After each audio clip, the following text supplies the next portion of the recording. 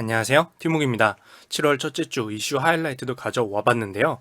제가 라이브 방송을 이제 2번 정도 테스트를 해봤어요. 그리고 보러 와주신 분들이 주시는 질문도 받고 수다도 떠는 게 재밌어서 앞으로도 종종 하게 될 것 같은데요. 주로 화요일 또는 목요일 둘 중에 하나를 골라서 라이브 방송을 하게 될 것 같고, 라이브 방송을 하기 전에는 제 그 유튜브 채널 공지 있죠? 그곳으로 글을 먼저 작성하고 나서 라이브 방송을 진행하도록 하겠습니다. 그리고 이슈 하이라이트 관련해서 제가 되도록이면 좀 긍정적인 내용을 가져오려고 하는데, 요즘에 세상 돌아가는 게 돌아가는 건지라 좋은 소식보다는 조금 걱정되는 소식 이런 것들을 가져오게 돼서 조금 아쉽고요. 제가 기회가 될 때마다 최대한 좋은 소식들도 같이 가져와 보도록 하겠습니다. 7월 첫째 주 이슈 하이라이트 출발해 보도록 하겠습니다. 첫 번째 이야기는 당연히 이제 수출 규제와 수평 무역에 대한 주제인데요. 이 수출 규제라는 게 이루어질 건데 그것에 대해서 우려하는 시각은 일본 내에서도 왜 나오는 건지를 위주로 얘기해 볼 거고요.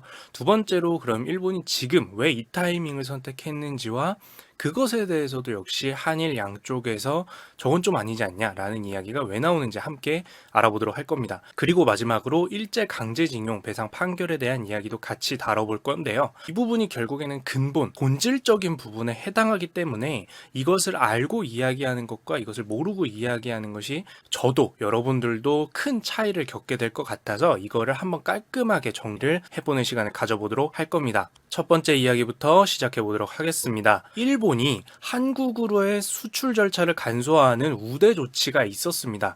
화이트 리스트라고 부르는데요. 그런데 앞으로는 일본이 한국을 우대 대상 국가에서 제외하는 방식으로 7월부터 규제를 가하는 것이 이번 이슈의 핵심입니다. 근데 이렇게 되면 뭐가 달라지느냐? 일본이 우대해주는 거 우리가 받을 필요가 있느냐? 라고 생각할 수가 있지만, 이 우대 대상 국가에 들어가 있으면 일본이 그 국가한테 수출할 때는 복잡한 계약 절차 없이 그 국가야? 오케이 괜찮아 그냥 바로 수출해 라고 정부에서 허가를 내주는 것이 바로 이 리스트 안에 들어가는 겁니다. 근데 이 우대 대상국이 아니게 되면 약 3개월, 90일이 걸리게 되는 복잡한 절차를 모두 거쳐서 수출 계약을 하게 돼요. 그러면 처음부터 초장부터 모든 무역 상품에 대해서 한국이 곤란하게 만들 거냐? 그건 아니고 바로 반도체와 관련이 된 거고요. 물론 반도체는 한국이 만드는 겁니다. 일본이 한국한테 수출을 해준다? 이건 아니고 한국이 반도체를 만드는 데 필요한 재료, 소재를 일본이 한국에게 수출을 해줄 때 복잡하게 만들겠다. 그 절차를 더 이상 우대해주지 않겠다라는 거예요. 이게 왜 가능하냐면 기술 분야에서 특히 많이 발전하면 뒤이어서 따르는 국가 및 기업들이 쉽사리 기술을 따라붙지 못하는 분야가 존재를 하게 되는데, 그 부분이 바로 화학 분야이고 그 화학 분야에서 만드는 소재들이 반도체의 재료로 들어가게 됩니다. 또는 반도체를 만드는데 소모되는 소재가 되게 되죠. 즉 일본이 세계에서 잘 만드는 화학 소재를 위주로 제한을 해버리는 거고요. 그 중에 특히 대표적으로 3가지가 있는데 포토레지스트, 폴리미드 필름, 그리고 불산 3가지가 주 대상이 되었습니다. 결과적으로 반도체를 만들고 최신 상품을 만드는 데 들어가는 것이라고 볼 수가 있죠. 왜냐하면 반도체가 결국에는 우리 최신 IT 기기, 스마트폰 같은 것들에 들어가기 때문입니다. 예를 들어서 여기서 불산 같은 경우에는 이름 그대로 산이에요. 뭔가를 녹이거나 부식시키는 데 들어가는 건데, 반도체 같은 초정밀 부품, 아주 작은 부품의 불순물을 제거하거나 어떤 모양을 충분히 원하는 대로 만드는데 그 용도로 사용된다라고 합니다. 그럼 이게 없으면 얼마나 힘드냐? 즉 한국이 일본으로부터 이 재료들을 얼마나 구하고 있느냐가 핵심적이라고 볼 수가 있죠. 이 부분을 살펴보면 이제 한국무역협회에서 가져온 자료인데요. 이 포토레지스트 같은 경우에는 약 90% 정도, 그리고 폴리미드 필름, 즉 우리 모니터나 스마트폰 그리고 여러 군데의 얇은 투명 필름 형태로 들어가는 이 재료는 90% 정도 한국이 일본으로부터 들여와서 사용을 하고 있고요. 이 불산 같은 경우에는 약 40% 정도를 최근에 일본으로부터 수입해서 한국이 사용하고 있다고 합니다. 그러면 일본이 이걸 제공해주지 않으면 죽냐? 즉 한국의 일부 산업이 죽냐라고 하면은 죽을 수도 있다라는 뜻입니다. 하지만 문제가 뭐냐면 무역 관계는 그렇게 단순하지가 않다라는 거예요. 죽을 수도 있지만 상대 입장에서 죽여도 괜찮냐는 별개 문제라는 뜻입니다. 왜냐하면 수평 무역이기 때문이죠. 바로 서로 주고받는 것이 많은 무역 상태라는 뜻입니다. 그럼 이게 왜 중요하냐? 예를 들어서 한국 반도체 공장이 실제로 일부 멈춘다라고 해볼게요. 일본이 재료를 공급해주지 않아서. 이렇게 봤을 때 한국만 데미지를 받을까요? 피해를 입을까요? 한국 반도체의 수준이 세상에서 갑자기 사라져도 그만인 수준일까요? 그렇지는 않다라는 거예요. 한국 반도체는 일본 소니나 샤프 같은 기업에서도 사용하고 있고, 결국에는 반도체가 들어가는 곳에서는 한국 반도체가 당연히 사용 대상인 기업들이 일본 내에도 있습니다. 결국에는 반도체도 어떤 스마트폰이나 컴퓨터 같은 기기의 재료로 소모되는 건데, 이 반도체라는 재료를 써서 만들어지는 완성품 같은 경우에는 그것을 만들 때 차질이 빚어진다라고 할 수가 있겠죠. 단순하게 설명했지만 이런 식으로 직접적으로 상품을 본인들 국가 단위로 봤을 때 그 국가에서 어떤 상품을 한국에 판다라고 하면 한국은 그것을 사서 만드는 다른 상품이 있기 마련이고, 그 상품을 결국 일본 같은 국가에서도 사용을 하고 있다는 겁니다.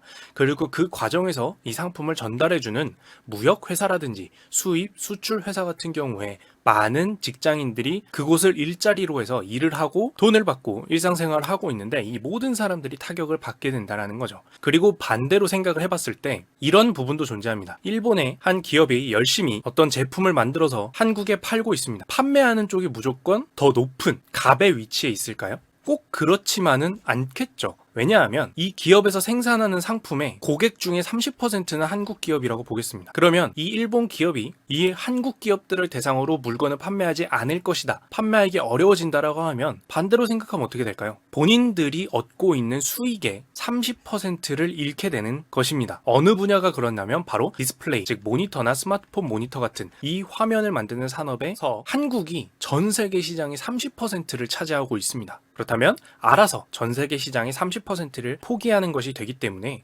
그것과 관련된 기업들과 사람들은 당연히 피해를 입게 된다라고 볼 수가 있죠. 일본 내에서도요. 그리고 이런 관계는 당연히 한국과 전 세계와의 관계도 됩니다. 일본이 이것을 공급해주지 않음으로써 한국에서 생산하는 상품을 전 세계 지금까지 사용해오던 많은 다른 곳에서도 사용할 수가 없게 되기 때문에 결국에는 이게 장기화가 되게 되면 미국이나 중국 같은 것도 이것에 대해서 결국에는 참견을 할 수밖에 없지 않냐. 즉 장기화가 됐을 때는 일본이 한국에게 피해만 주고 끝나는 문제는 되지 않을 것이다라는 게 주요 관점이 되게 됩니다. 한국뿐만 아니라 일본 내부에서도 이것 때문에 우려의 시각이 나오고 있는 거고요. 그러면 이것에 대해서 한국이 가만히 있을 수만도 없기 때문에 한국이 어떤 대응을 하느냐라고 보면 첫 번째로는 WTO에 제소를 할 것이다라는 것을 볼 수가 있어요.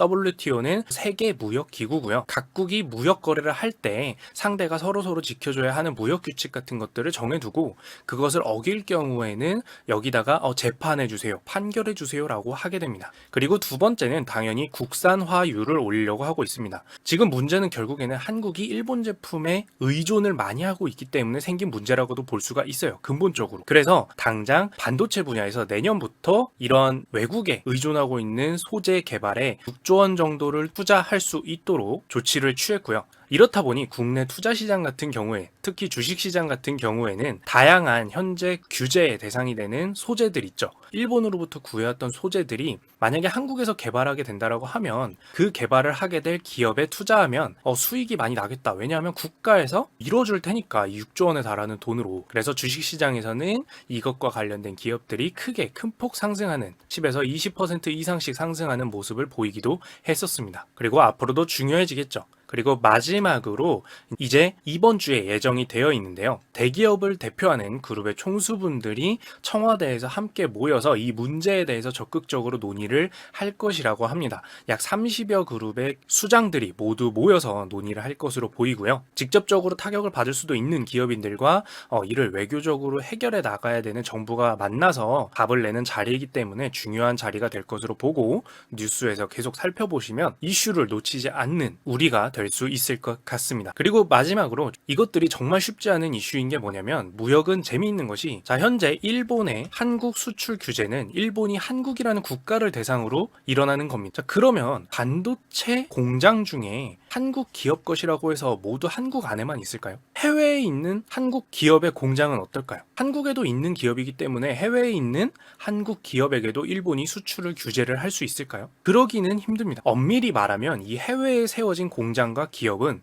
해외의 기업입니다. 거기 국민들이 또 일하고 있을 테고요. 이런 것처럼 세계 순위권에서 반도체와 최신 정보기기를 판매하는 기업들은 국제적으로 기업, 생산 공장을 보유하고 있기 때문에 한국에 팔지 않으면 그만이다 라는 것은 너무 단순하다라고 볼 수가 있어요. 이 해외 공장과 기업에서 일본으로부터 수입하고 있었던 것을 단박에 끊을 수는 없다라는 거죠. 그렇게 되면 만약에 중국에 있는 공장이라면 미국에 있는 공장이라면 그 국가를 대상으로 수출을 규제하는 것과 같은 효과를 발휘하게 됩니다. 당연히 문제가 되겠죠. 그럴 수도 없을 거고요. 이런 식으로 무역이라는 것은 단순하지가 않기 때문에 단정짓기보다는 계속해서 어떤 결론이 날지를 지켜보는 것이 필요할 수밖에 없게 됩니다. 한국뿐만 아니라 일본도 마찬가지라는 거죠.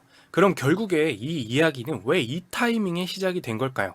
일본의 수출 규제 근거는 뭐냐면 공식적으로는 일본과 한국의 신뢰관계 문제로 수출 규제를 하게 됐다라는 것입니다.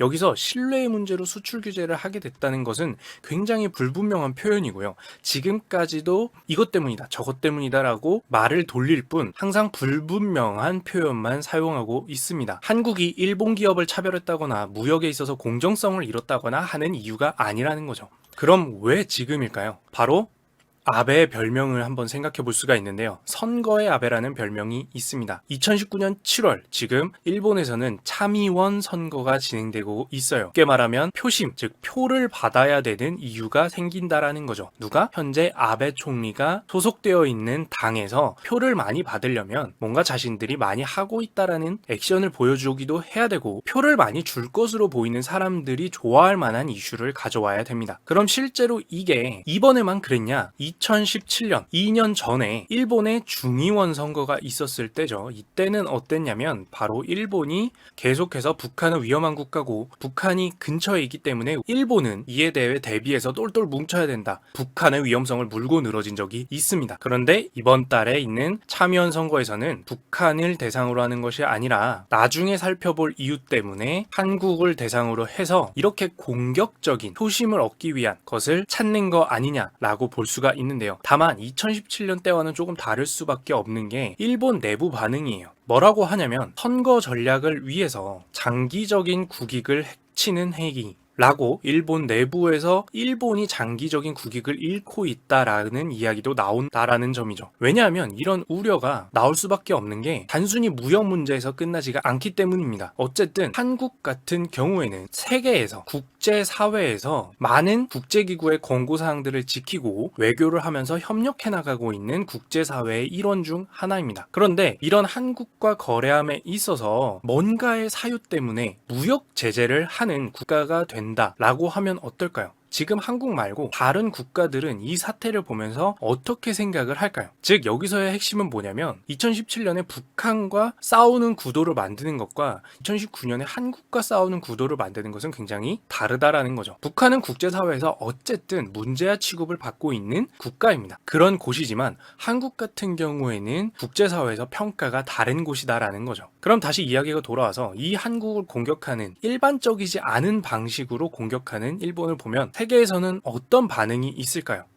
바로 대비해야겠다. 우리도 대비해야겠다라는 생각을 할 수밖에 없게 됩니다. 지금 현재 일본에게 의존도가 높은 국가의 기업 같은 경우에는 우리도 우리네 부품을 쓰는 걸로 연구를 시작해야겠다라고 고려를 하게 돼요. 원래 같으면 고려조차도 하지 않을 건데 일본과의 무역이 끊기는 것에 대한 각 기업들이 대비를 할 수밖에 없다라는 거죠. 그럼 결국 이게 장기적으로 일본의 국익에 안 좋은 방향으로 갈 것이다라는 거예요. 그럼 과연 장기적인 국익을 생각은 한 거냐라는 의문이 일본 내에서도 나올 수밖에 없는 거라는 거죠. 또한 이게 무역과 관련된 싸움을 하는 거잖아요. 근데 지금 이것 같은 경우에는 반대로 무역과 관련 없는 문제 때문에 무역으로 보복 조치를 가하면 욕을 많이 먹을 수밖에 없어요. 즉 외교적으로 일본 땡땡 마이너스 몇 포인트, 너희 신뢰 몇 포인트 깎였어, 이렇게 된다라는 거죠. 쉽게 얘기하면 가장 가까운 예제 같은 경우에는 최근에 멕시코의 불법 이민자 문제로 미국이 멕시코한테 불법 이민자가 넘어오지 못하도록 빨리 조치를 취하지 않으면 우리는 멕시코에서 생산하는 모든 상품을 사지 않겠어 라고 해서 미국이 멕시코를 통상 문제, 즉 일반적인 문제에 대해서 무역으로 제재를 하겠다라는 이야기를 합니다. 근데 이렇게 되니까 세계의 반응은 어땠냐면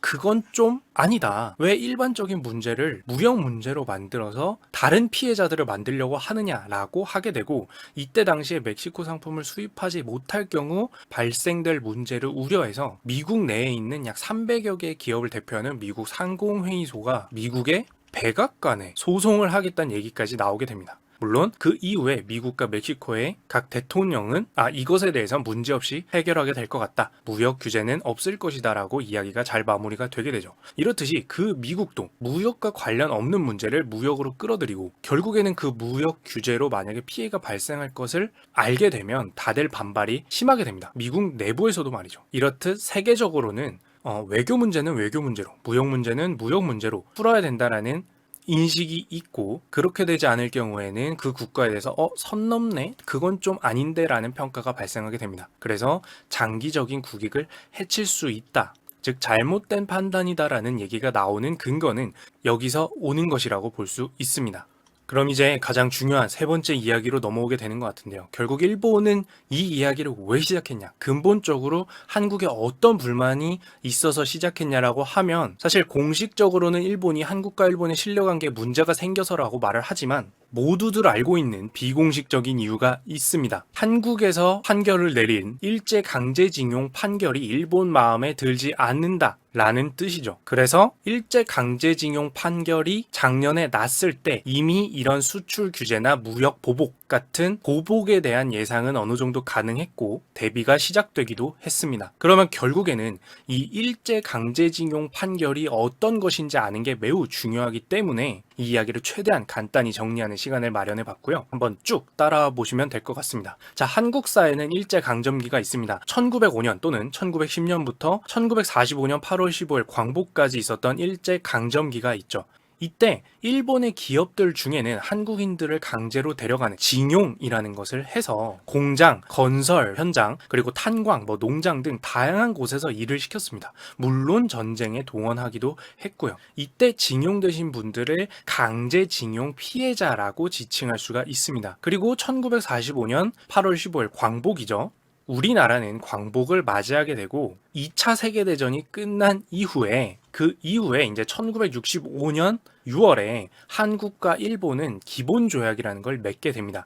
뭐냐면은 그때 당시 이제 전쟁 이후 상황인 거죠. 전쟁 이후 상황이자 식민 지배가 종료된 시기이기 때문에 이때 당시에 이제 많은 자산이 일본에도 넘어가기도 하고 일본의 자산이 한국에 남기도 하고 여러 가지 피해 문제나 이런 것들이 발생을 한 사실이 있으니, 그리고 한국과 일본의 관계가 정상적인 관계가 아니니까 이 모든 것들을 정리하면서 우리가 국가 대 국가로 이제 그 외교도 하고 무역도 하는 그런 기본적인 관계가 되자라는 이유에서 여러 가지 보상 문제나 자산들을 어떻게 할 것인지에 대한 것을 종결하는, 우리 앞으로 이렇게 하는 거야 라는 것을 정리하는 조약을 맺게 됩니다. 이 이후로 이제 한국과 일본은 국가 대 국가로 처음부터 시작하자가 시작되게 되는 거죠. 그런데 그렇다라고 해서 사람들이 겪은 과거가 사라지는 것은 아닙니다. 그래서 이 강제징용 피해자분들이 일본의 오사카 지역에 있는 지방재판소에 찾아가서 당시부터 현재까지 존재하는 일본의 기업, 즉 본인들을 강제징용해서 일을 시킨 기업을 한 곳을 상대로 법적인 소송을 하게 됩니다. 이때가 1997년 12월이고요.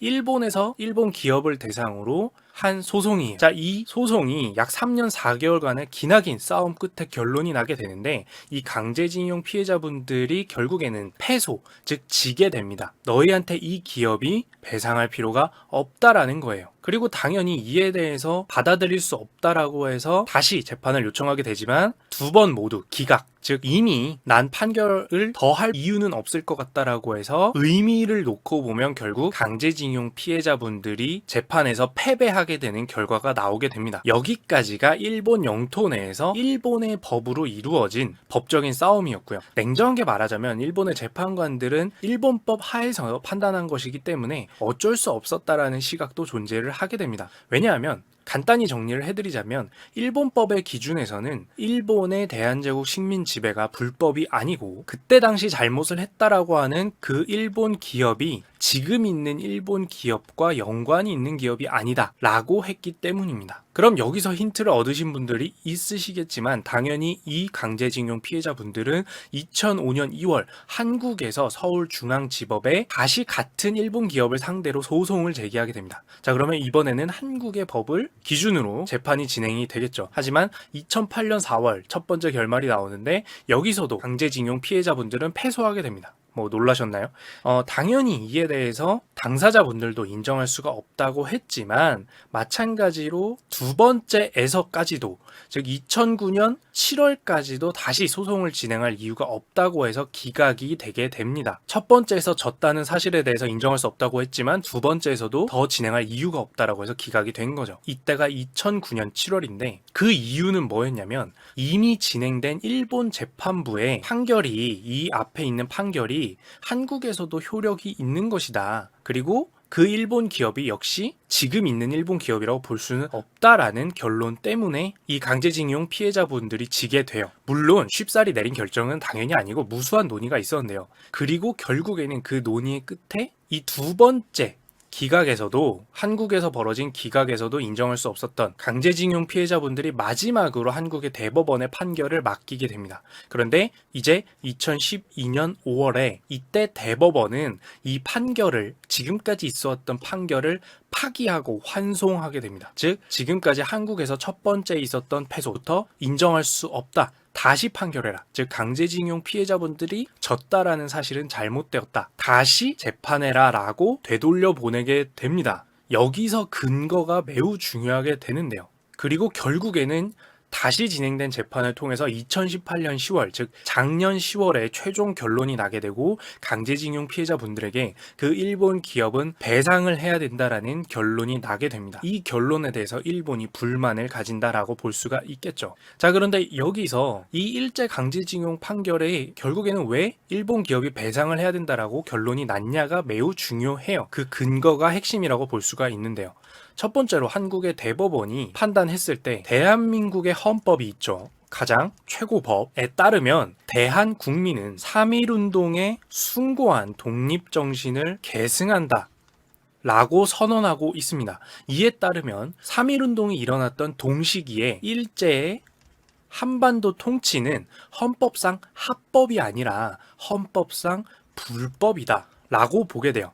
즉 일본의 일본법으로 봤을 때는 일본이 한반도를 통치했던 사실이 합법인 게 문제였는데 한국의 헌법으로 봤을 때는 헌법에 명시된 사실이 3.1운동의 독립정신을 계승한다라고 되어 있는데 무시할 수 없잖아요. 그래서 일본 일제 강제징용 피해자분들이 졌던 가장 큰 이유 중에 하나였던 일본 재판이 한국에서도 받아들일 수 있는 수준이다라는 게 헌법에서 인정할 수가 없다라고 해서 파기하고 다시 재판하라고 환송했다라는 뜻이에요. 그리고 두 번째 근거가 참 흥미롭기도 한데요. 자, 여기에 한일 기본조약이라는 게 있었죠. 1965년에. 일본에서 주장하는 건 뭐냐면 이 한일 기본조약을 맺을 때 이미 일본이 한국에게 그때 당시 식민 지배하면서 생겼던 문제에 대한 보상을 했다라는 내용이 있습니다. 그러니까 이미 보상을 했는데 또 하라는 거 아니냐라고 어떻게 보면 타당할 수 있는 문제 제기를 한 거죠. 일본의 아베 총리, 현재 아베 총리 같은 경우에도 자 옛날에 이 한일 기본 조약에 있었던 청구권 협정에서 이미 이런 거 다 마무리된 거 아니냐라고 주장을 하고 있는 겁니다. 근데 이미 마무리된 걸 한국이 다시 갖고 나오는 게 국제법상 문제다라고 주장하는 거예요. 그래서 여러분들은 이제 일본의 아베 총리가 한국은 국제법을 어겼다라고 말할 때 근거가 뭔지를 알게 되신 겁니다. 자, 그런데 이 부분을 자세히 살펴보면 참 흥미로운 게 한일 기본 조약의 해당 구문을 읽어보면 보상이라는 표현이 나와 있습니다. 이 보상에 대해서 다시는 서로 묻지 않는다라고 밝히고 있는 게 이 조약이에요. 근데 문제가 뭐냐면 법적인 용어로 봤을 때 이 보상이라는 것은 국가가 어떤 합법적인 일, 예를 들어서 이런 거 있잖아요. 뭐 국가가 도로를 개발할 일이 있어서 그 도로를 개발해야 되는 곳에 이미 땅을 가진 사람들로부터 땅을 받으면서 돈을 주면 그건 보상입니다. 왜냐하면 국가가 합법적인 이제 국가 개발 사업을 하는데 그곳에 땅을 가진 사람들한테 땅을 받긴 해야 되잖아요. 불법적으로 막 쫓아내고 이런 게 아니라 충분한 보상을 주고 이 땅에서 나갈 수 있도록 하는 것처럼 국가가 합법적인 일을 했을 때 금전적으로 주는 것이 바로 보상입니다. 근데 아까 잘 들으신 분은 아실 텐데요. 일제 강제징용 피해자분들한테 일본 기업이 줘야 될 것은 배상입니다. 이 배상은 뭐냐면 불법적인 일에 대해서 돈을 지불하라라고 하는 것이 바로 배상이에요. 근데 한일 기본 조약에서는 일본이 한국을 대상으로 보상을 하고 보상은 더 이상 묻지 않는다라는 것으로 마무리된 조약이고, 불법적인 일에 대해서 배상을 하라는 것은 가능한 일이다라는 게 바로 한국 대법원의 판단이라는 겁니다. 흥미롭죠? 당연히 일본의 변호는 이거에 대해서도 반박이 있었는데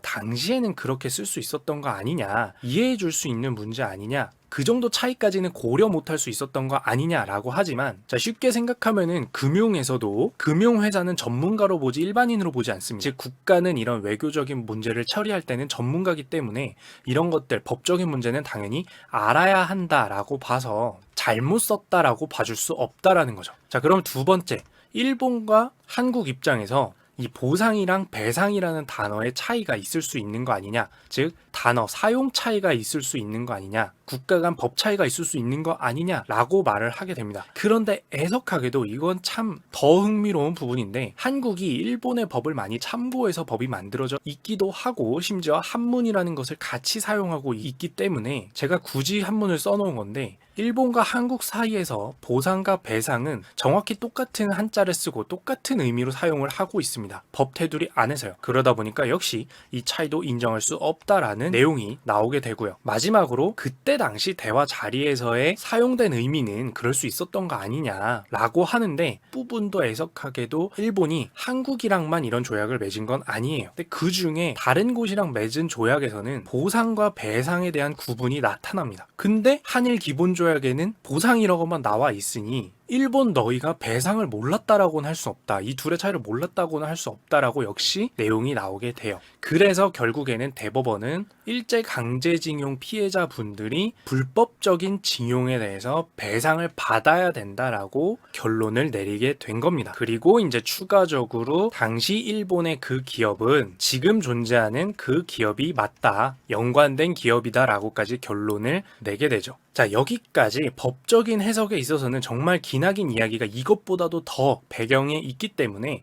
최대한 함축해서 보여드렸는데요. 요점은 한국의 헌법상 대한민국 대법원이 판결을 내렸는데 일본 쪽 변호인과 열심히 주고받은 결과물로 나온 판결이고, 한국 영토 내에서 한국 헌법으로 끝난 판결이게 됐는데요. 결국 이거를 반대로 얘기해보면 뭘까요? 지금 벌어지고 있는 일들은 한 국가의 사법부에서 내린 판결을 외국이 와서 뭐라 하는 형국이 되고 있는 겁니다. 이게 아주 큰 문제이기 때문에 그걸 알아서 지금 수출 규제를 하는 이유를 명확히 밝히지 못하고 있는 거라는 해석도 있는데요. 다른 국가의 체제를 부정하는 거기 때문이죠. 여러분들은 이제 단순히 수출 규제가 피해가 어느 정도 될 것이다의 이야기를 떠나서 왜 이게 한국 입장에서도 쉽게 나서서 너희가 문제시 여기는 것을 없던 걸로 해줄게 라고 할 수 없는지를 알게 되신 겁니다. 자, 여기까지 이 이야기가 근본적으로 왜 시작되었는가를 1900년도까지 내려가서 우리가 알아봤는데요. 그리고 조금 더 썰을 풀어드리자면 이렇게 대법원이 판결을 했다고 해서 일본한테 막 강제적으로 주먹질을 하고 이런 것도 아니고요. 한국 정부 같은 경우에는 대법원의 판단을 존중은 하지만 현실적인 부분도 있잖아요. 외교라는 건 해야 되니까, 대화를. 그래서 일본한테 자, 한국과 그때 당시 보상을 받아서, 일본으로부터 보상을 받아서 발전하게 된 한국 기업과 피기업이 있습니다. 이 기업과 그 일본 기업들과 돈을 공동으로 모아서 배상을 해주자. 한국 정부도 그때 당시에 조약을 말끔하게 맺지 못한 잘못이 있으니, 한국 기업도 피해자들에게 돈을 주지 않은 잘못은 있으니, 자, 이것들을 좀 함께 외교적으로 해결하자라는 제안을 했으나 일본 쪽에서 답이 돌아오지 않은 것도 사실입니다. 무시했죠. 즉 사법부는 사법부대로, 정부는 정부대로 민주주의의 구조에 맞춰서 일을 하고 있는 상황이기 때문에 항상 단순하게 생각하기보다는 자, 어떻게 지금까지 일이 진행돼 왔을까를 알아볼 수 있도록 저도 공부하는 시간이 되었던 것 같습니다. 자, 그럼 여기까지 참 복잡한 티묵이었습니다. 감사합니다.